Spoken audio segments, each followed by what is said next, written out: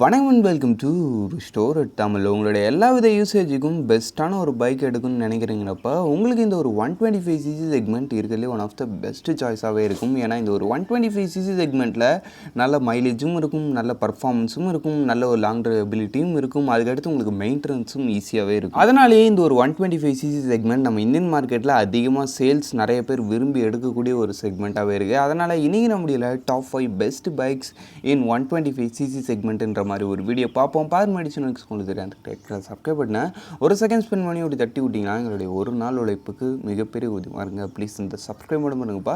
சரி, இப்போ நம்ம அதிகமாக பேசாமல் வீடியோக்குள்ளே போகலாமா? சரி, ஓகே. இந்த லிஸ்ட்டுக்கு நம்ம 5th பிளேஸில் பார்க்க போகிற ஒரு பைக்கு நம்ம டிவிஎஸோட ரைடர் 125. ஆமாங்க, இந்த ஒரு 125cc செக்மெண்ட்லேயே ஹெவி லோடரான ஃபீச்சர்ஸ் கெயின் பண்ண ஒரு பைக்கு, அதெல்லாம் நல்ல ஒரு இன்ஜின் பர்ஃபார்மன்ஸுமே இருக்கணும், மைலேஜும் ஒரு டீசெண்டான லெவலில் இருக்குன்னு நினைக்கிறீங்கப்போ இந்த டிவிஎஸோட ரைடர் 125 ரியலி உங்களுக்கு ஒரு பெட்டரான சாய்ஸ்னே சொல்லலாம். ஃபர்ஸ்ட் விஷயம், உங்களுக்கு வண்டி டிசைன் வைஸ் பொறுத்தவரைக்கு ஒரு நேக்கட் ஸ்போர்ட்ஸ் ஸ்டைலில் வரக்கூடிய ஒரு டிசைன் டோனில் தான் உங்களுக்கு இந்த ஒரு வெஹிக்கிள் ஆஃபர் பண்ணுறாங்க. ரோட் அப்பியரன்ஸும் சும்மா சொல்லடாது ஓரளவுக்கு பெட்டராகவே இருக்கும். நெக்ஸ்ட் விஷயம், உங்களுக்கு இந்த வண்டியோட இன்ஜின் வைஸ் பொறுத்தளவுக்குன்னு பார்த்தோன்னா இதில் உங்களுக்கு ஒரு 124.8cc சிங்கிள் சிலிண்டர் 4 ஸ்ட்ரோக் 3 வால்ட்கான ஒரு oil cooled engine setups use பண்ணியிருப்பாங்க. ஆமாங்க, இந்த இன்ஜினோட உங்களுக்கு ஒரு 5 ஸ்பீட் கியர் பாக்ஸ் தான், வெட் மல்டிப்ளெட்ஸ் கிளச் தான். இந்த இன்ஜினோட லெவல் 0.2 bhp பவர்ஸும் லெவல் 0.2 நியூட்டன் மீட்டர்ஸ் ஆஃப் டார்க்கும் ப்ரொடியூஸ் பண்ண முடியுது. ஃபுல் அண்ட் ஃபுல் ஒரு மிட் ரேஞ்ச் ஃபோக்கஸ்டான ஒரு பவர்.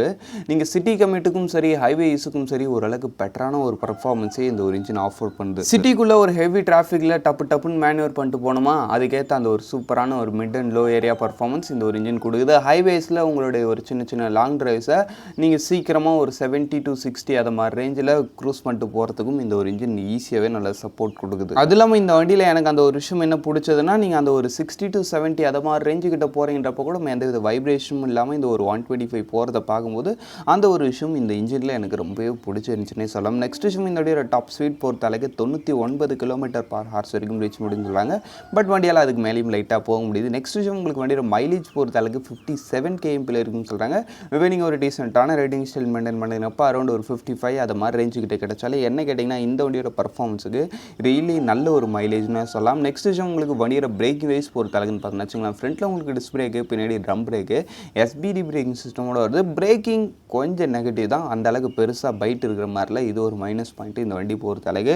நெக்ஸ்ட் விஷயம், உங்களுக்கு வண்டியோட டோட்டல் வெயிட் பொறுத்தளவுக்கு ஜஸ்ட் ஒரு 123 kg தான் வருது. சீட் ஹைட் பொறுத்தளவுக்கு 780 mm தான் வருது. வண்டியோட வெயிட்டு, சீட் ஹைட்டு அது மாதிரி விஷயங்கள்லாம் கம்மி தான், ஹேண்டலிங்லாம் ரொம்ப ஈஸியாக இருக்கும். பட் ஃப்ரண்ட் பிரேக்கில் மட்டும் கொஞ்சம் பைட்டு கம்மியாக இருக்கிற மாதிரி இருக்கும். அதுக்கடுத்து உங்களுக்கு இந்த வண்டியோட இன்ஜின் பொறுத்தளவுக்கு இது வந்து ரொம்ப ரிஃபைண்டான ஒரு இன்ஜின் சொல்ல முடியாது, கொஞ்சம் ரிஃபைன்மெண்ட் கம்மியான ஒரு இன்ஜின், அதனால் கொஞ்சம் எக்ஸ்ட்ரா கேர் எடுத்து மெயின்டைன் பண்ணிக்கிறது நல்லது. ஆக மொத்தத்தில் வண்டியோட ஆண்ட்ராய்ட் ப்ரைஸிங் பொறுத்தளவுக்கு உங்களுக்கு பேஸ் மாடல் 1,20,000 வந்து ஸ்டார்டிங், டாப் மாடல் 1,33,000 வரைக்கும் வருது.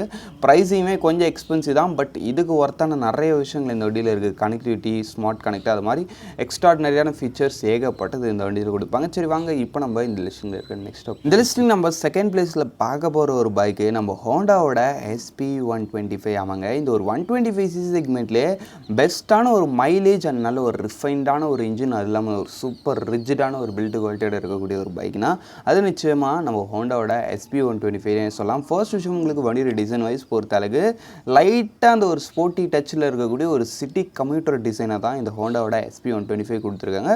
ரோடு அப்பியரன்ஸ் ஒரு டீசெண்டாக ஒரு சிட்டி கம்யூட்டருக்கு எந்த அளவுக்கு இருக்கணுமோ அது மாதிரி இருக்குன்னு சொல்லலாம். நெக்ஸ்ட் விஷயம், உங்களுக்கு வண்டியோட இன்ஜின் வைஸ் பொறுத்தளவுக்கு இதில் உங்களுக்கு ஒரு 124cc சிங்கிள் சிலிண்டர் 4 ஸ்ட்ரோக் 2 வால்ட்கான ஒரு ஏர் கூல்ட் இன்ஜின் கொடுத்துருக்காங்க. இந்த இன்ஜினோட உங்களுக்கு ஒரு 5 ஸ்பீட் கியர் பாக்ஸ் தான், வெட் மல்டிப்ளெட்ஸ் கிளச் தான். வரலாம் இன்ஜின் பற்றி சொல்லலாம், நல்ல ஒரு ஸ்மூத் அண்ட் நல்ல ஒரு ரிலேபிளான இன்ஜின். அதுக்கடுத்து உங்களுக்கு வண்டியோட டிரான்ஸ்மிஷன் பொறுத்தளவுக்கும் நல்ல ஒரு ஸ்மூத்தாக டிரான்ஸ்மிட் ஆகக்கூடிய ஒரு இன்ஜின் தான். கிளச் பொறுத்தளவுக்கும் செம்ம லைட்டாக இருக்கும். இந்த இன்ஜினோட 10.72 bhp பவர்ஸும் 10.9 நியூட்டன் மீட்டர்ஸ் ஆஃப் டார்க்கும் ப்ரொடியூஸ் பண்ணுது. பர்ஃபார்மன்ஸ் வைஸ் பொறுத்தளவுக்கு இந்த ஒரு 125ல் பெஸ்ட்டு பர்ஃபார்மன்ஸ் சொல்ல முடியாது, ஓகேவான ஒரு பர்ஃபார்மன்ஸ் தான். பட் உங்களுக்கு வண்டியோட மைலேஜ் பொறுத்தளவுக்கு 65 km வரைக்கும் சொல்கிறாங்க. இந்த ஒரு 125cc செக்மெண்ட்டில் இந்த வண்டியோட மைலேஜ் அளவுக்கு வேறு எந்த வண்டியும் வராது. ஏன்னா இருக்கிறதுல one of the best mileage offer பண்ணக்கூடிய ஒரு இன்ஜின் நம்ம ஹோண்டாவோட SP125 யூஸ் பண்ணிக்கிறது. நெக்ஸ்ட் விஷயம், உங்களுக்கு வண்டியோட டாப் ஸ்பீட் பொறுத்தளவுக்கு அரௌண்ட் ஒரு 100 வரைக்கும் சொல்கிறாங்க, ஓகேவாக இருக்கும். நெக்ஸ்ட் விஷயம், உங்களுக்கு வண்டியோட பிரேக் வைஸ் பொறுத்தளவுக்கு ஃப்ரண்ட்டில் உங்களுக்கு டிஸ்க் பிரேக்கு, பின்னாடி உங்களுக்கு ட்ரம் பிரேக்கு, CBS பிரேக்கிங் சிஸ்டமோட வருது. பிரேக்கிங் பொறுத்தளவுக்கும் நோ வரி நல்லாவே இருக்குது. நெக்ஸ்ட் விஷயம், உங்களுக்கு வண்டியோட டோட்டல் வெயிட் பொறுத்தளவுக்கு ஜஸ்ட் உங்களுக்கு ஒரு 116 kg தான். சீட் ஹைட் பொறுத்தளவுக்கு 790 mm தான்றப்ப உங்களுக்கு வண்டியோட ஹேண்டலிங் மாதிரி விஷயங்கள் இந்த இடத்துலையுமே உங்களுக்கு ஈஸி தான். வண்டியோட வெயிட்டும் கம்மி, சீட் ஹைட் ஓகேவான ஒரு ரேஞ்சில் இருக்குதுன்றப்ப ஹேண்டலிங் இஸ் ஓகே. ஆக மொத்தத்தில் வண்டியோட ஆன் ப்ரைஸிங் பொறுத்தளவுக்கு பேஸ் மாடல் உங்களுக்கு 1,11,000 ஸ்டார்டிங், டாப் மாடல் நீங்கள் 1,16,000 முடிச்சிடலாம். ஆக மொத்தத்தில் ஒரு 125cc செக்மெண்ட்டில் வேல்யூ ஃபார் மணி ப்ராடக்ட் ஒன்று எதிர்பார்க்குறேங்கிறப்ப இந்த ஹோண்டாவோட SP125 ரியலி உங்களுக்கு ஒரு பெட்டரான சாய்ஸ்னே சொல்லலாம். சரி வாங்க இப்போ நம்ம இந்த லிஸ்ட்டில் இருக்க நெக்ஸ்ட்டை பார்ப்போம். இந்த லிஸ்டிங் நம்ம தேர்ட் பிளேஸில் பார்க்க போகிற ஒரு பைக்கு நம்ம பஜாஜோட பல்சர் NS125. ஆமாங்க, இந்த ஒரு 125cc செக்மெண்ட்லேயே அஃபோர்டபுள் ப்ரைஸிங்கில் நல்ல ஒரு ஸ்போர்ட்டியரான லுக்கோடு இருக்கக்கூடிய நல்ல ஒரு பர்ஃபார்மன்ஸ் ஓரியன்ட் 125ன்னு பார்த்தா அது நிச்சயமாக நம்ம பஜாஜ் பல்சர் 125னே சொல்லலாம். சரி ஓகே, இந்த ஒரு 125cc சிங்கிள் சிலிண்டர் 4 ஸ்ட்ரோக் 2 வால்க்கான ஒரு ஏர் கூல்டு இன்ஜின் இந்த வண்டியில் யூஸ் பண்ணியிருக்காங்க. இது இன்ஜினோட உங்களுக்கு ஒரு 5 ஸ்பீட் கியர் பாக்ஸ் தான், வெட் மல்டிப்ளேட்ஸ் கிளச்சு தான். இந்த இன்ஜினோட 11.86 bhp power stream, 11 newton metres of torque produce பண்ணுது. டாப் ஸ்பீட் பொறுத்தளவுக்கு 103 km/h வரைக்கும் ரீச் பண்ணுன்னு சொல்கிறாங்க. பட் வண்டியால் ஒரு ரியல் டைமில் ஒரு 115 வரைக்கும் போக முடியுது. பட் ஏபிஎஸ் மாதிரி எந்த விஷயமும் கிடையாது. அவ்வளோ ஸ்பீட் போகிறீன்றப்ப பிரேக்கிங்லாம் கொஞ்சம் சுமாராக தான் இருக்கும். என்ன தான் பிரேக்கு கொடுத்தாலும் ஏபிஎஸ் இல்லைனாலும் அவ்வளோ ஸ்பீடில் தாக்கு பிடிக்கிறது கஷ்டம் தான். அதனால் கொஞ்சம் ஸ்லோவாக ஓட்டிங்க. நெக்ஸ்ட் விஷயம் உங்களுக்கு வண்டியோட மைலேஜ் பொறுத்தளவுக்கு 49.5 kmpl வரைக்கும் சொல்கிறாங்க. நெக்ஸ்ட் விஷயம் உங்களுக்கு வண்டியோட பிரேக் வைஸ் பொறுத்தளவுக்குன்னு பார்த்தோன்னா வச்சுங்களேன், ஃப்ரண்ட்டில் உங்களுக்கு டிஸ்க் பிரேக் வந்துடும், பின்னாடி உங்களுக்கு ட்ரம் பிரேக் வந்துடும், சிபிஎஸ் பிரேக்கிங் சிஸ்டமோட வரும். வண்டியோட டோட்டல் வெயிட் பொறுத்தளவுக்கு 144 kg, சீட் ஹைட் பொறுத்தளவுக்கு 805 mm கிட்ட வரைக்கும். இந்த வண்டி பொறுத்தளவுக்கு கொஞ்சம் வெயிட்டும் ஹெவி, சீட் ஹைட்டும் அதிகம். அதனால் வண்டியோட ஹேண்டலிங் மாதிரி விஷயங்கள் மற்ற பைக்ஸை கம்பேர் பண்ணும்போது இதில் கொஞ்சம் கஷ்டம் தான். பட் இருந்தாலும் இதுவும் ஓட்டுறப்போ ஆல்மோஸ்ட் பழகிடும். பட் இருந்தாலும் மற்ற பைக்ஸை பார்க்கும்போது இதோட ஹேண்டலிங் கொஞ்சம் ஹெவி தான். சரி ஓகே, நெக்ஸ்ட் நம்மளுக்கு வண்டியோட ஆன் ப்ரைஸிங் பொறுத்தளவுக்கு பேஸ் மாடல் உங்களுக்கு 1,26,000 ஸ்டார்டிங், டாப் மாடல் 1,27,000 வரைக்கும் வருது. சரி வாங்க இப்போ நம்ம இந்த லிஸ்டிங்கில் இருக்க நெக்ஸ்ட் பைக்கை பார்ப்போம். இந்த லிஸ்டிங் நம்ம செகண்ட் பிளேஸில் பார்க்க போகிற ஒரு வெஹிக்கிள் நம்ம ஹீரோட எக்ஸ்ட்ரீம் 125R. ஆமாங்க, இந்த வெஹிக்கிளுக்கு செகண்ட் பிளேஸ் கொடுத்ததுக்கான ஒரு இம்பார்ட்டண்டான ஒரு ரீசன் பார்த்தோம்னா இந்த வண்டியோட ப்ரைஸிங், அதுக்கடுத்து இந்த வண்டியில் கொடுத்துருக்க ஃபீச்சர்ஸ். ஆமாங்க, வண்டியோட ப்ரைஸிங் பொறுத்த அளவுக்கு பேஸ் மாடல் உங்களுக்கு 1,17,000 ஸ்டார்டிங், டாப் மாடல் 1,23,000 வரைக்கும் வருது. ப்ரைஸிங் கொஞ்சம் எக்ஸ்பென்சிவாக தெரியலாம். பட் ஆனால் என்ன கேட்டிங்கன்னா இந்த ஒரு ப்ரைஸிங்க்கு ரியலி இது ஒரு ஒர்த்தான ஒரு வெஹிக்கிள்னே சொல்லலாம். ஃபர்ஸ்ட் உங்களுக்கு வண்டியோட டிசைன் வைஸ் பொறுத்தளவுக்கு இந்த ஒரு 125cc செக்மெண்ட்லேயே டோட்டலி ஒரு டிஃப்ரெண்ட் அண்ட் ஒரு யூனிக்கான ஒரு ரோடு அப்பியரன்ஸோடு இருக்கக்கூடிய ஒரு வெஹிக்கிள்னே சொல்லலாம் இந்த ஹீரோட எக்ஸ்ட்ரீம் 125R. சரி ஓகே, நெக்ஸ்ட் விஷயம் உங்களுக்கு வண்டியோட இன்ஜின் வைஸ் பொறுத்தளவுக்குன்னு பார்த்தோன்னா வச்சுங்களேன், இதில் உங்களுக்கு ஒரு 124.7cc சிங்கிள் சிலிண்டர் 4 ஸ்ட்ரோக் 2 வால்க்கான ஒரு ஏர் கூல்டு இன்ஜின் கொடுத்துருக்காங்க. இந்த இன்ஜினோட உங்களுக்கு ஒரு 5 ஸ்பீட் கியர் பாக்ஸ் தான், வெட் மல்டிப்ளேட்ஸ் கிளச்சு தான். இன்ஜின் பற்றி சொன்னால் ரொம்ப ரிஃபைன்டு அண்ட் ரொம்ப ஸ்மூத்தான ஒரு இன்ஜின் சொல்ல முடியாது.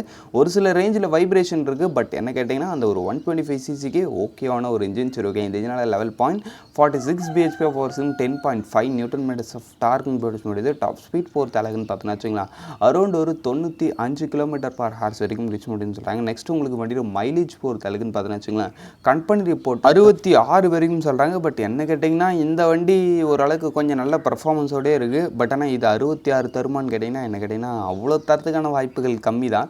பட் என்ன கேட்டிங்கன்னா என்ன ஒரு 55 to 60 ரேஞ்சில் எதிர்பார்க்கலாம். அப்படி தந்தாலே என்ன கேட்டிங்கன்னா இந்த வண்டிக்கு நிச்சயமாக நல்ல ஒரு மைலேஜ் தான். சரி, நெக்ஸ்ட் விஷயம் உங்களுக்கு வண்டியோட பிரேக்கிங் வைஸ் பொறுத்த அளவுன்னு பார்த்தோன்னா வச்சுக்கலாம், ஃப்ரண்ட்டில் உங்களுக்கு டிஸ்க்கு, பின்னாடி உங்களுக்கு ட்ரம் பிரேக் வந்துடும்.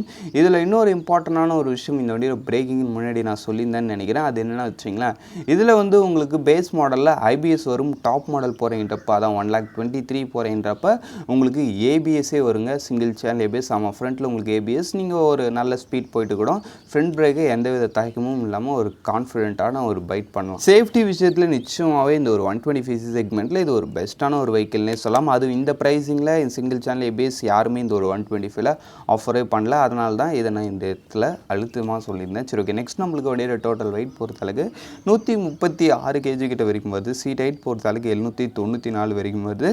இதோட வெயிட் அண்ட் சீட் ஹைட் கொஞ்சம் ஹெவி தான். பட் இருந்தாலும் ஓகேப்பா. சரி ஓகே, வாங்க இப்போ நம்ம இந்த லிஸ்டில் இருக்க நெக்ஸ்ட்டு பார்ப்போம். சரி, எதிர்த்து நம்ம ஃபர்ஸ்ட் பிளேஸில் பார்க்க போகிற ஒரு ப்ராடக்ட் நம்ம கேடிஎம்மோட ஒரு ப்ராடக்ட்னே சொல்லலாம். ஆமாங்க, கேடிஎம் அது இல்லாமல் 125ன்றப்ப நீங்களே கெஸ் பண்ணியிருப்பீங்க. நம்ம கேடிஎம்மோட டியூக் 125 பார்த்து தான் இந்த லிஸ்டிங்கோட ஃபர்ஸ்ட்டில் நம்ம பார்க்க போகிறோம். ஆமாங்க, கேடிஎம்மோட டியூக் 125 பொறுத்தளவுக்கு அதோட டிசைன் அண்ட் ரோட் அப்பியரன்ஸில் எந்த வித குறையுமே இருக்காது. நல்ல ஒரு யூனிக் அண்ட் நல்ல ஒரு ப்ரீமியமான ஒரு டோர் அப்பியரன்ஸு, அல்லாமல் பில்டு குவாலிட்டி அது மாதிரி விஷயங்களும் அந்த ஒரு 125cc அதர் காம்படிட்டர்ஸை பார்க்கும்போது இவர் ஓகேவாகவே இருப்பார்.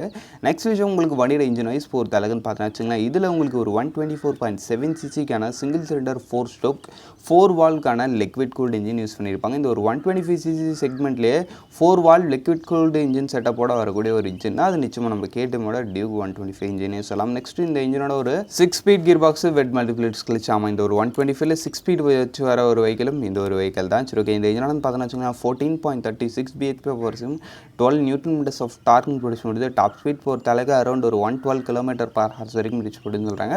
பட் வண்டியால் அதுக்கு மேலேயும் போக முடியுது. பட் ஃபுல் லிமிட் போகுதான்னு கேட்டிங்கன்னா ஒரு சில கேப் பண்ணியிருக்காங்கன்னு நினைக்கிறேன். நெக்ஸ்ட் விஷயம் உங்களுக்கு வண்டியோட மைலேஜ் பொறுத்த அளவுக்குன்னு பார்த்தோன்னா 40 km வரைக்கும் சொல்கிறாங்க. பட் யாரும் கேடிஎம் வாங்கிட்டு டீசெண்டாக ஓட்ட போதில் ஒரு அக்ரெசிவான ரைடிங் ஸ்டைல் மெயின்டைன் பண்ணிங்கன்னா ரொம்ப மைலேஜ் கம்மியாக தான் இருக்கும். பட் என்னதான் இருந்தாலும் இது ஒரு 125ன்றப்ப எப்படியும் உங்களுக்கு சாலிடாக அரௌண்ட் ஒரு 40 km கிட்ட வரைக்கும் மைலேஜ் கிடைக்கிறதுக்கான வாய்ப்பு இருக்குது. நெக்ஸ்ட் விஷயம் உங்களுக்கு வண்டியோட பிரேக் வேஸ் பொறுத்த அளவுக்குன்னு பார்த்தோன்னா front and back dual disc brake தான். ஃப்ரண்ட்டில் உங்களுக்கு டிஸ்க்கு, பின்னாடி உங்களுக்கு டிஸ்க். டுவெல்னால் ரெண்டு இடத்துலையும் ரெண்டு டிஸ்க் இருக்குன்னு நினச்சிக்க போகிறீங்க. ரெண்டு இடத்துலையும் டிஸ்க் வந்துடுது. உங்களுக்கு பிரேக்கிங் பைட்டு அது மாதிரி விஷயங்கள் எந்த வித குறையும் இல்லை. நல்ல ஒரு சூப்பரான ஒரு பிரேக்கிங் பைட் ஃபீல் ஆகுது. அதுக்கடுத்து உங்களுக்கு வண்டியோட அந்த ஒரு சேஃப்டி பொறுத்த அளவுக்கு சிங்கிள் சேனல் ஏபிஎஸோட வருது. இந்த ஒரு 125ல இந்த வண்டி வந்து சிங்கிள் சேனல் ஏபிஎஸோட வருது. நல்ல ஒரு விஷயம் தான். பட் ஆனால் இந்த வண்டியில் இன்ஜின் மட்டும்தான் 125, மற்ற எல்லாமே 200cc ஈக்குவலான ஒரு சில விஷயங்களோட இருக்கும். அதில் ப்ரைஸிங்குமே ஒரு இம்பார்ட்டண்டான ஒரு இடம் தான். ஆமாங்க, ப்ரைஸிங் பொறுத்த அளவுக்கும் உங்களுக்கு இந்த வண்டியில் ஆன் ரோடு 2,14,000 வரைக்கும் சொல்கிறாங்க. இப்போ தெரியுதா ஏன் இந்த வண்டியில் எல்லாமே 200 ஈக்குவலாக இருக்குது. இன்ஜின் மட்டும்தான் 125, மிச்சம் எல்லாமே இந்த வண்டியில் 200க்கு ஏற்ற மாதிரி இருக்கும். சரி, ஓகே. அப்படின்றப்போ ப்ரைஸிங் விஷயத்தில் கொஞ்சம் எக்ஸ்பென்சிவ் தான். பட் இருந்தாலும் ஒரு சில பேர் அந்த கேடிஎம்மோட ஃபேன் பாய்ஸ் இருப்பீங்க. கேடிஎம் ஃபேன் பாய்ஸாக இருந்து என்னுடைய ப்ரைஸிங் கொஞ்சம் டைட்டாக இருக்குது, அதுக்குள்ளே ஓரளவுக்கு மைலேஜ் தரக்கூடிய ஒரு கேடிஎம் எடுக்குன்னு நினைக்கிறேன். அப்போ இந்த கேடிஎம் டியூக் 125 கூட உங்களுக்கு ஒரு பெட்டரான ஆப்ஷன் தான். சரி, ஓகே. அவ்வளோ தான் ஃப்ரெண்ட்ஸ், இந்த டாப் 5 லிஸ்டிங் நம்ம எங்கேயும் முடிச்சோம். இந்த டாப் 5ல உங்களுடைய ஃபேவரட் இதுன்றதை கமெண்ட் பண்ணுங்கள். இப்போதைக்கு தேங்க் ஃபார் வாட்சிங். Bye, see you.